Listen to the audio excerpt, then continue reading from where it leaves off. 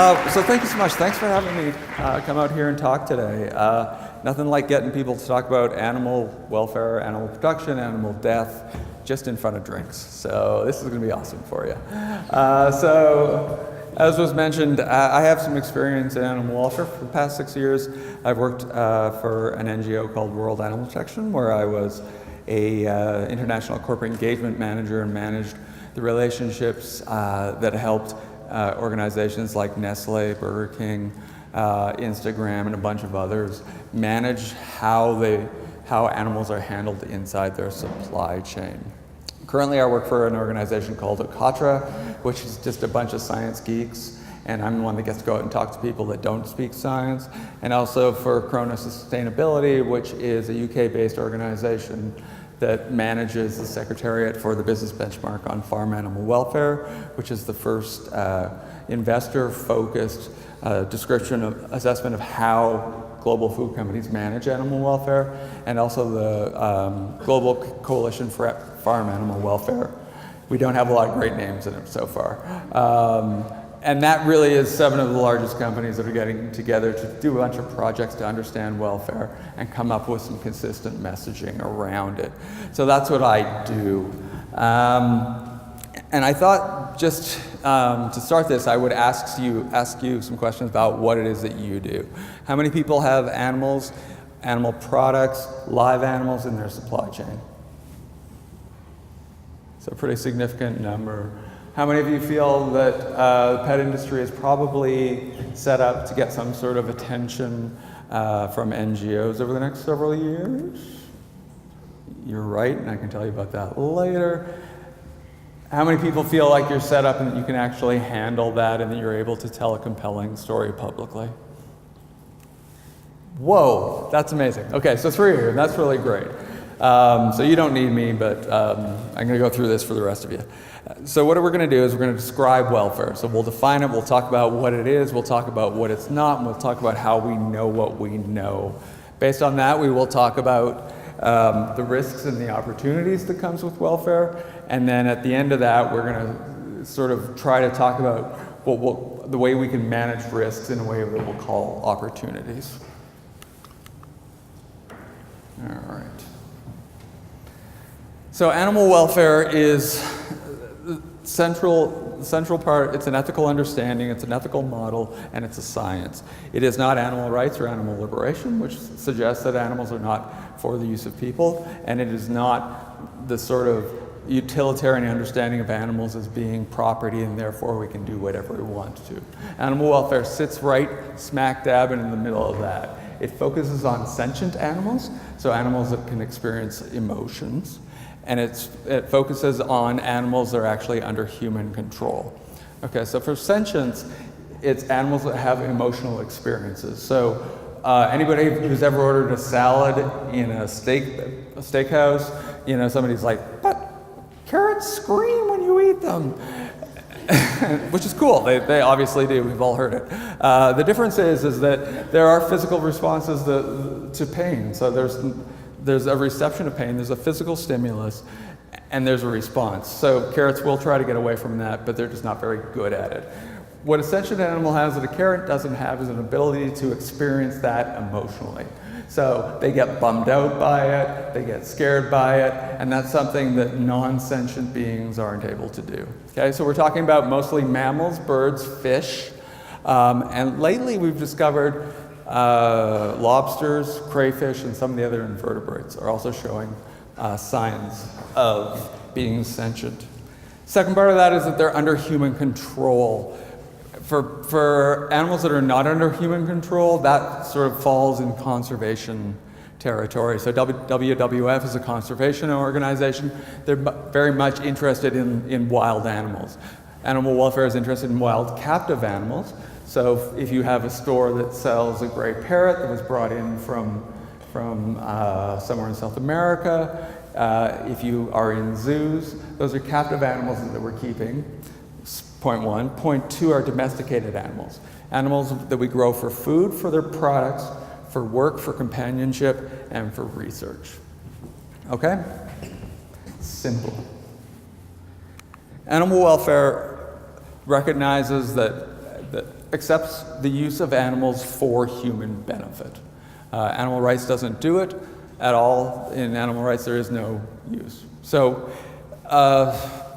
Scottish economist named McInerney back in 2004 helped define this for us in a way that made it really simple. So what he did, he defined human benefit or productivity, and he actually just put it up against an axis describing welfare or animal benefit.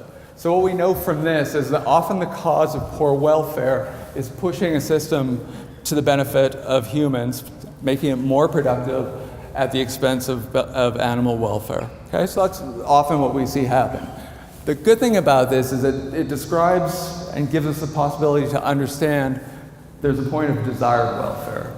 So there's a way to ensure that we can get productivity from animals. They can be our companions, we can get them to do work, we can eat them, but we just need to manage their welfare inside those supply chains. Okay, so how do we know what that welfare looks like?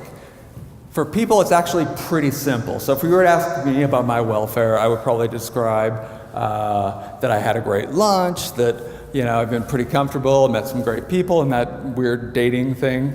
But it was cool. I'm waiting to see if somebody's invited me to breakfast, just saying.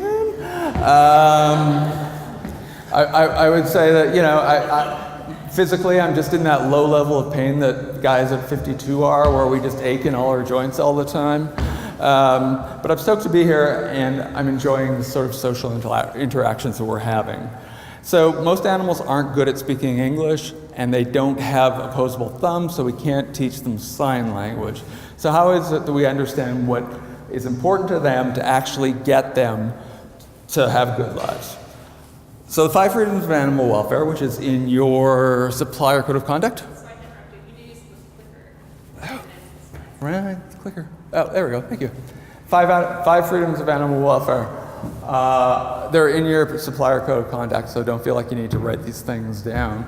So the 5 conditions that suggest good welfare are freedom from hunger, thirst, and malnutrition. And we do that by ensuring that we're giving them enough food, quality food and water to meet their physiological needs at a certain point in their life.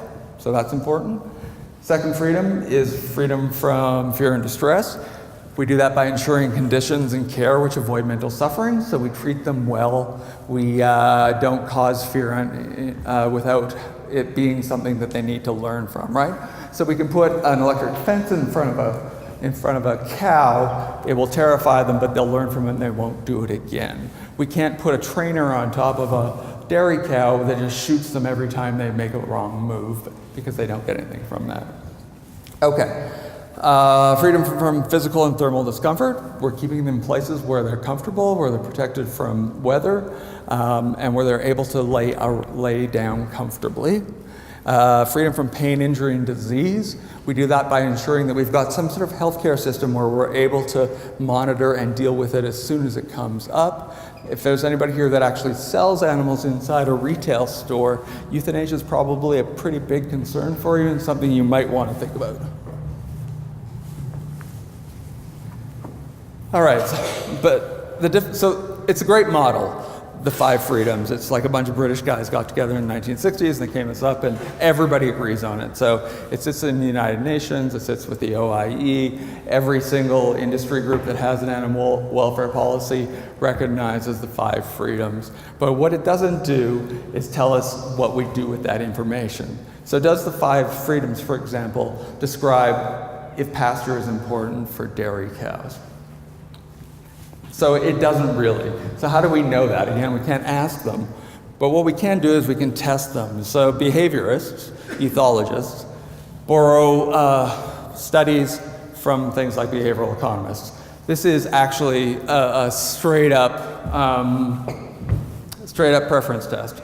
They put cows, they give them access to 2 completely separate areas, and they allow them to make a decision about which one they want to go to. So you've got this super bright, really sunny pasture-based system. Who thinks cows would rather be there? You've got this really dark gray sand bed over here that clearly looks like a trap. How many people think it's a trap and that this is where they want to be? Yeah, you're all cynical. I like it. Actually, it doesn't really matter. So for the most part of the day, a cow is happy to be in either one of these systems. It depends on the individual, and what turns out what's really important to them is not the actual bedding, because it's both comfortable, but their ability to make the choice is what makes the most impact on them. Then what we do is we take these same cows, we give them the same options, but we make it a little harder for them. So if you were to ask me if I would prefer to be stabbed on the left side of my body or the right side of my body, I would probably choose one, but you wouldn't actually understand if it was something I wanted until you could figure out what I was willing to pay to not make that happen, right? So we're going to do the same thing with cows, but without stabbing. So we can understand what's important to animals by doing these sorts of tests. There's a bunch of them, and they're all, they're all validated through there's scientific journals that do this. So we understand what it is that's going to provide good welfare through 5 freedoms, and we understand what's important to animals. So the question really is, why are we sort of still dealing with this, right? I mean, it seems like it's pretty simple. Well, thank you. Just, keep me on the clicker. So,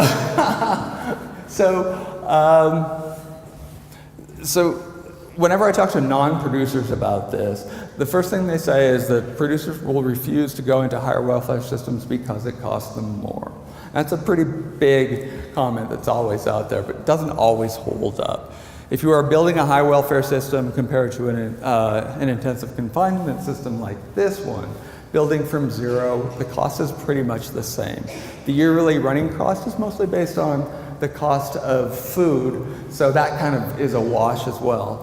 Where it becomes really expensive is if you have to transition from an existing sow stall like this into a group housing. Okay? So systems like this, though, were actually developed for animal welfare. In the 1950s, people started to bring groups of sows together. They found out that they would get fat too quickly, they would gain too much weight, and they wouldn't stay productive. So what they did is they started feeding them liquid diets, which met their sort of physiological needs, but not the needs to chew and eat and to use their noses. What happens then is they start to fight, and producers decide that the right thing to do is to take them out and separate them so they can't do that. Okay, so it's an animal welfare decision that was made by producers to stop fighting. 30 years later, we're a little bit more concerned because we see that these animals sit in these stalls up here for 110 days. 5 days before they give birth, they're put into a gestation crate, which is almost exactly the same size. Sorry, into a farrowing crate, which is almost exactly the same size, but has room for pigs in it. At no time are these animals ever able to turn around or lay down comfortably or move. They can move forward a foot and back a foot. And as they tend to get bigger, their movement actually is completely restricted. So the question is, do these things actually provide good welfare?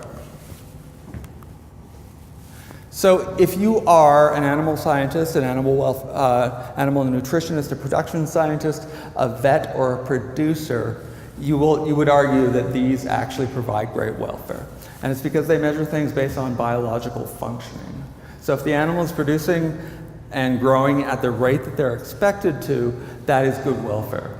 As late as February of this year, I was in a meeting with the National Pork Board, and they said the only scientific way to measure sow welfare is based on the number of piglets per sow per year.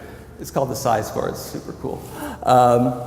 And based on that, everything is great. So they're 25, 26, up from probably 19, 3 or 4 years ago. Okay? But when I showed you that photo, how many people thought that was really good welfare? Yeah, not a lot, right? So those who are not in production absolutely accept that health is an important part of welfare. We cannot have health without welfare, but we need more. And so consumers, people like you, people like us, tend to look to natural living. For us, if an animal is healthy and is living the life, if it's able to live the life that makes it an animal, we see that to be good welfare. So that's the second approach to it. So you've got the producer approach and you've got this sort of natural approach. In fact, at UBC last year, they released a study where they asked 5,000 North Americans what provides good dairy cow welfare, and their responses were sunshine, grass, love/affection, water, food. So maybe not scientifically accurate, but pretty good. And then on the third side, you get the affective states, the sort of know-it-alls of the world, the like super bossy kids like us. And we're really, really interested in how does it, because these are sentient animals, we're really interested in how does the animal experience its environment, right? So health is always important. You can't have good welfare without good health. Natural living is important, but only if it provides good welfare, if it's a positive experience for them. So lighting, daylight may or may not be meaningful for it. It's probably not worth putting a lot of time and effort and money in to provide daylight when you can reproduce the same thing with a light bulb, right? So just an example on that. So it's really important that when you're having conversations with people that you're cognizant of this. So for those of you who are thinking that you're going to need to start having conversations with your suppliers and your producers and your processors, understand that when you go in and say, look, we're really worried about the experience of our animals in your supply chain, they're going to say 26 piglets per sow per year, everything's great. Okay? So just to quickly recap, the way that you and your stakeholders are going to understand and think about animal welfare is based on who you are. So when you have these public conversations, it just becomes a bit of a fight about who's right. It's really hard to manage it. My suggestion is you find a way to talk about welfare comprehensively in a way that addresses the important parts for each of your stakeholders. To do it in a really long, wordy way, it's to say a comprehensive understanding of animal welfare wants to meet the physiological and behavioral needs of an animal to allow for positive mental and physical states. Where we make changes, we want to ensure that those changes are impactful on the lives of the animals, right? So we want to make sure that we're giving them good mental and emotional states, and that we're going to measure it based on how the animals react to it. Or when you're standing in front of pigs or cows or skinny pigs or an iguana sitting in a store, you can ask 3 questions because the other one's a little harder to figure out. So is the animal healthy? Does it have what it needs? And can it do what it wants? Right? If you can answer yes to those 3, you're probably in a pretty good situation. If one or more of those is a no, you probably want to have a quick think about what's going on. All right, so that's animal welfare. So for the risks, we want to improve the welfare of animals in supply chains, and I'm not going to go through the sort of the impact on each animal species as we go. Yeah, there we go. So we're not going to go through the species. I don't know if that's not mine. Because we can talk about later if you need to, and they're really quite complex and quite different. Sorry about that. But when we're trying to improve welfare, we also don't want to destroy your supply chain. We need to understand that the supply chain is an important part of your business, and you need to respect it, and you need to make it work for them as well. It's going to be difficult to get your supply chain to move because based on the biological functioning approach, they think everything's great. So what they think, their response is that they need to educate consumers about why they do things. And I would challenge anybody to show somebody a photo of a dairy cow tethered permanently or a sow in a stall and try to convince them that it's good for the animal. It's just a really tough thing to do. I wouldn't waste my resources on it. Okay, so the other thing about it, so the 2 risks for producers comes from changing and not changing. Okay, so the change is a risk in 2 ways. So first of all, modern production systems are set up so the system itself actually manages the welfare of the animal. The people that work on those systems tend to manage the system, right? So they really do maintenance on the system. The system defines the management of the animal. In a higher welfare sort of group housing system, the producers actually have to manage the welfare of the supply chain. And that's really, really tough. It's a whole set of skills that they may not have that they need to learn. And if they don't do it well, there's some real bad things that can happen. In the transition from laying hen cages to cage-free hens, we know that one of the top first 3 flocks is going to end in disaster. Like it just is something that happens. So we need to understand that there's this huge risk for them to doing it. Also, the transition is costly for them, and we need to make sure that if we're asking them to do this cost, that we can support them somehow. Better welfare needs to make sense commercially for producers. They can't accept it all. We need to, if you have a dedicated supply chain, you go to a certain farm, you know what it is, you actually have a way of doing it. You can manage through longer and more impactful contracts. You can sort of give extra money to help cause some things. For those of us that are purchasing out of, using co-packers, purchasing out of commodity markets, out of rendering plants, it's a lot harder for you to figure that out. But there needs to be a market mechanism developed to actually pay them for it. Because if we don't do this, those people are going to go out of business. And if they go out of business, it's not like us losing a job and needing to go find another job. It's impactful across generations. And if it's something like a ball python rancher in in Africa, or a rancher of green iguanas in Latin America, there's huge impacts not just to the person, to the family, but also to the community. Okay, so we need to understand that.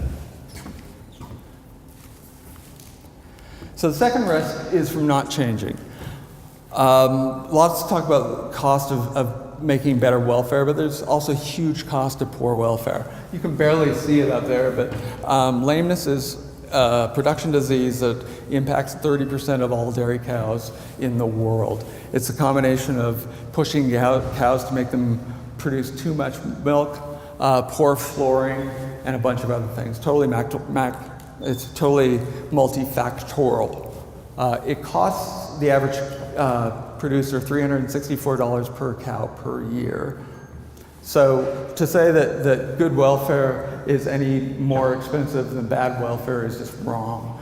If you were to put a very unhappy, very skittish cow into a feedlot, he will reduce the weight gain of 99 other cows by half a pound per day. So there's real costs to this, okay?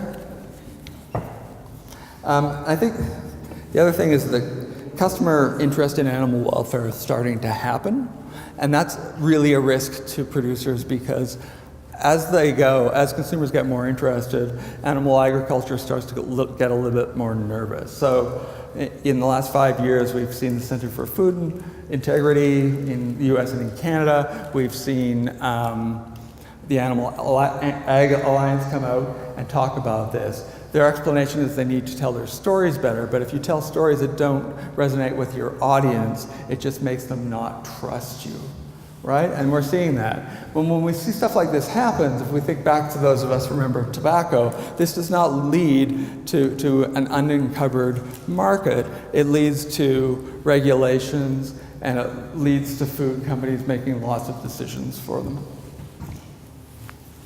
All right. So the risk to you as functioning public-facing companies comes from this. What animal welfare and animal rights groups have done really well, better than anybody else, has been able to align their values with the values of consumers. So they're also very interested in natural living, and they've aligned it in a way that has allowed them to become the go-to for information about animal welfare. 56% of people in the United States do not have a single go-to. So they don't have someone that they think, I don't know anything about welfare, I'm going to go to this person. 56 people don't. 33% of people go to animal welfare and animal rights organizations, and 20% of people go to their friends, who probably also go to one of those organizations. So it's really, really hard to get a message once it's out there. It's hard for you to get in once that's gone, okay? Problematic for you because anybody been campaigned against? Okay, so I was campaigned against. Yay! No, how much time? No, we're still on this one, but thank you. So I was campaigned against by Greenpeace years ago, and what it meant was that all the work I was trying to get done around improving the seafood sourcing we were doing was absolutely derailed because I had to deal with this one issue, and it was annoying and it bothered me, and you don't want to do it. Let's stop on that. So your opportunity then is to set up a statement and find a way to align your values as your company with those of your stakeholders. And I'm not the first person to have said that. Walmart says that 77% of customers that they survey will trust Walmart more because Walmart is working on animal welfare. It just kind of makes some sense. 66% of those people say that they will tend to shop at Walmart more because of this. I've done a lot of work with IKEA over the last, I guess, 4 years now, and their mission is to improve the lives of the many people, and their goal is just to get people to come in and not have to think about any of this. So they want the trust to be owned inside their own brand, and they're doing everything they can right now to make sure that they don't have to have those public conversations. And that really is the opportunity for you guys. You really have that opportunity because there's nothing happening right now in this space. And you do need to start it now. And you need to start it now because some of the things you're going to be asking for are 7, 10, 12, 15 years in the future. You can't ask somebody to change an entire system tomorrow, in spite of what Facebook comments will tell you. You just let them out. It just doesn't work that way, okay? So get on it now. And how is it that you do that? You think about an animal welfare policy. The most important thing is align your own values with those of your consumers. We know the things that are important to them, and that would be intensive confinement systems. They don't like to see animals confined. We know that it's important that animals are able to do the things that make them animals, and we know that they don't want to see animals either being hurt, cruelty and abuse, and we also know that that it's really important that animals are not fed antibiotics if they're going into a food chain. Fortunately, if you check your PSC supplier code of conduct, it's all covered in there. Okay? So my suggestion is start off by understanding what welfare matters to you, why, what you care about, what kind of lives you want the animals in your supply chain to have. Then go to your supply chain and say, how close are you to this? And then the second part is around commitments, targets, and objectives. And what that means is, when can we get us up to where we need to be by species, by region? I have a link through the Business Benchmark for Farm Animal Welfare. It's just a paper on how to write an animal welfare program policy. My email address will be up pretty quickly. You can ask me for it. I'm happy to send it out to you. It does it pretty well. Yeah. So, but report on your process at all times, progress and challenges. If you're not talking about it, people don't think you're doing it, and you can't respond to a campaign once it's started. You have to be ahead of the campaign. Once it's started, you don't have control over it. You just look like you're responding. All right? I think I'm going to stop that there, and thank you.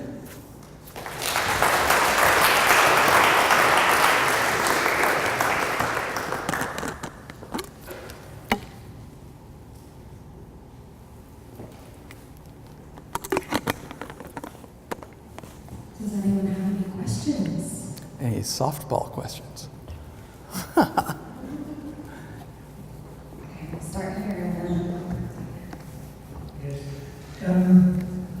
What we are confronted with sometimes is that if you use residual products or byproducts from animals, like skins or leather shoes, like that is using, or we use cholesterol that is made from sheep wool fat, that is made from washing of sheep wool for sheep that are grown for the meat and the milk and the wool.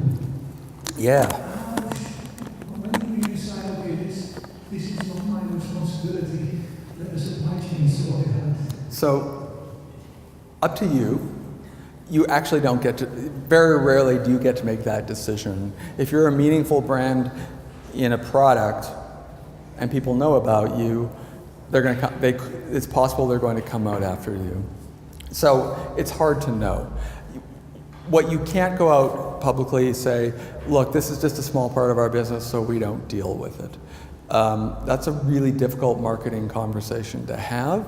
I would suggest in those sorts of circumstances that there are plenty of coalitions around the world that are looking at stuff like that. I would try to become a part of those and try to implement in ways that you can, because you, based on that situation, probably don't have the ability, the leverage to make the changes that you want to do, but you will still possibly be held responsible for it publicly.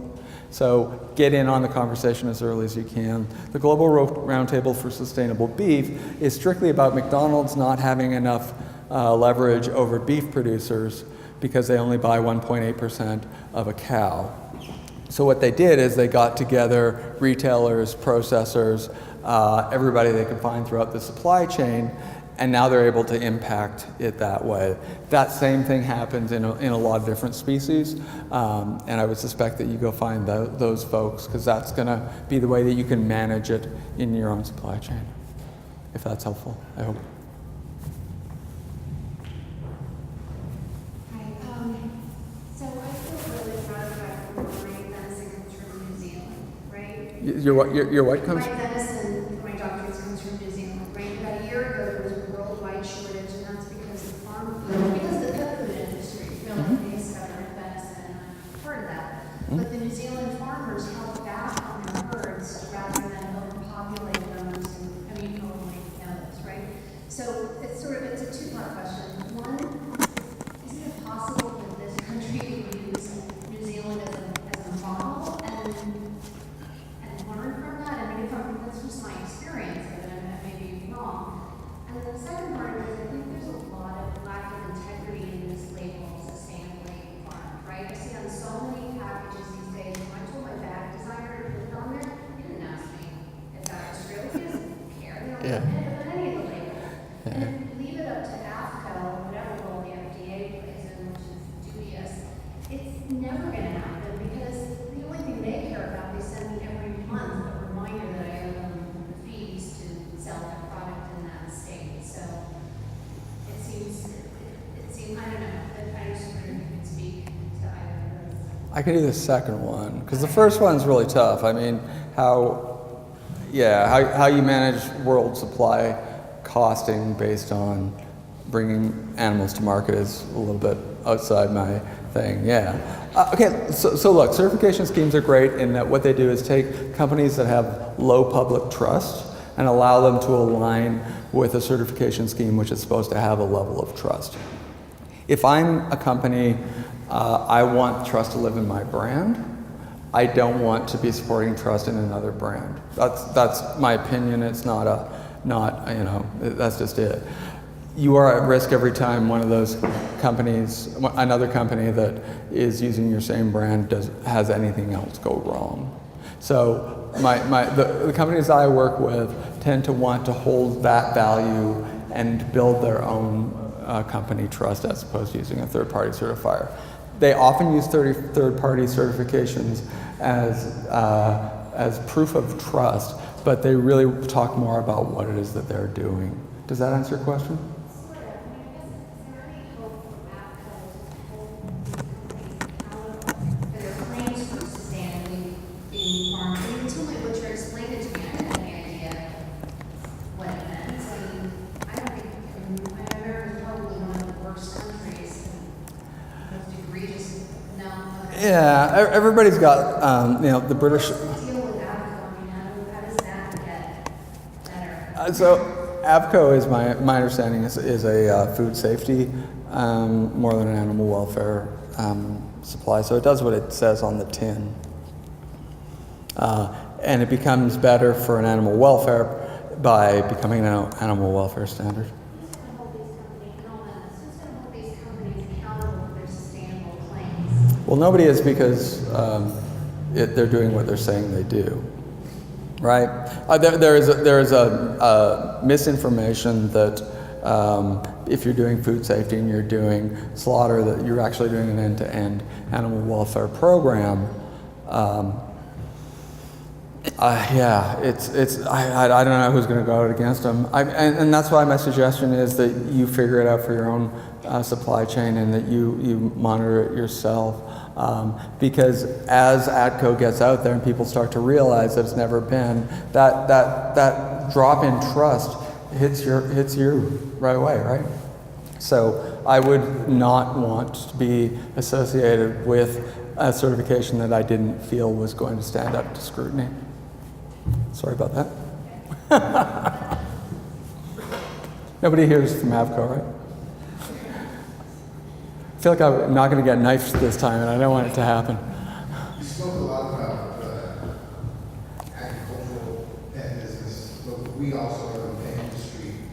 You touched on ball pythons and llamas a little bit, but have you been a part of any work that helped make the supply of pets more sustainable, more reliable, have best management practices put in place, those type of things? Okay, so the supply of pets issue is generally for animal welfare organizations sets in that these are wild animals and wild animals should be kept in the wild, and there's no way to keep a wild animal inside a domestic situation. So in that case, it's hard for them to come up with reasons to do it. It's not there are two different types of campaigns. There are the Do Things Better campaigns, and there's the Stop Doing This campaigns. And my guess is when it comes out in 2019, the World Animal Protection will be a Don't Do It.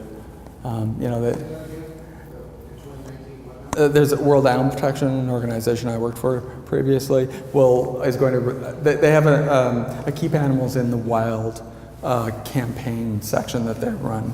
It's been previously targeted at things like elephant riding, swimming with dolphins, keeping cetaceans in small tanks. It's then moved out into not taking selfies with wild animals, and I think that what's going to head into now is wild animals that are being kept by people as pets, and I think it's going to be a don't do that anymore. So what you would need to do would be to explain how the welfare of those animals is able to be managed, outside of the human productivity side, that human benefit. You need to explain the animal benefit. Yeah? Sorry, what's that? I think a lot is capital at this point now, so taking out a lot doesn't necessarily exist. Yeah, so it does for some animals, but maybe not. I mean, right, so iguanas and ball pythons are ranched. So, yeah, absolutely.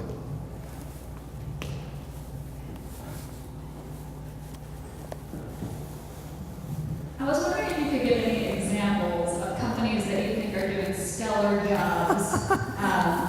And on the good note. Talking to the customers about animal welfare and their supply chain and really helping bring, it sounds like there's not really a voice, brands aren't having a voice on this issue yet, and there's really an opportunity for that. So who do you feel like the leaders are in that movement to really take this head on and to take responsibility so that we're not kind of falling victim to some of these issues? Yeah. So I think from a food side, companies have really reacted too late. So I was around when I was at Sobeys when we started getting a lot of complaints from animal welfare and animal rights organizations, and we didn't understand the difference between a producer and a consumer packaged goods company. So we would go back to our producers and we'd say, hey, this is a problem, we need you to fix it, and they'd come back and say everything's great. And they wouldn't get out and proactively deal with the issues because they, based on their assumption and understanding of welfare, didn't really see anything that they needed to do. Whereas if we went to Pepsi or Coke or something and said, hey, we need something changed on this, it would be changed, within 6 weeks. So I think you're seeing some people, the Business Benchmark on Farm Animal Welfare, which I work on, has some really great examples. I think, Caitlin, I mentioned to you the Cheesecake Factory animal welfare policy is a thing of beauty. It lists their issues, but it lists not only successes but challenges. and it does it in a way that's really meaningful. It's super transparent, and the only people that are ever going to read it are me and a bunch of other folks like that. But it's out there. I think you just got to get it out there. Understand that nobody's going to read it till suddenly it becomes the most important thing in the world, and you need to be publicly online for having said that. Nestle, I spent 4 years working and doing their assessments globally. There's nobody that gets attacked by campaigns more than Nestle. The structure that we've got in place for them right now, where they identified their issues, their commitments, then we did a roadmap so we know what part of the world, by what species they're going to implement those commitments and when it's going to be done, and they're reporting on that. So that transparency that everybody keeps talking about is really your best defense. But but just a reminder that campaigns are the business model. So NGO will campaign because it's how they drive brand awareness. It's how they drive donors, supporters, on how they get wins. And it's just a fact. It's not a comment, but that's just what it is.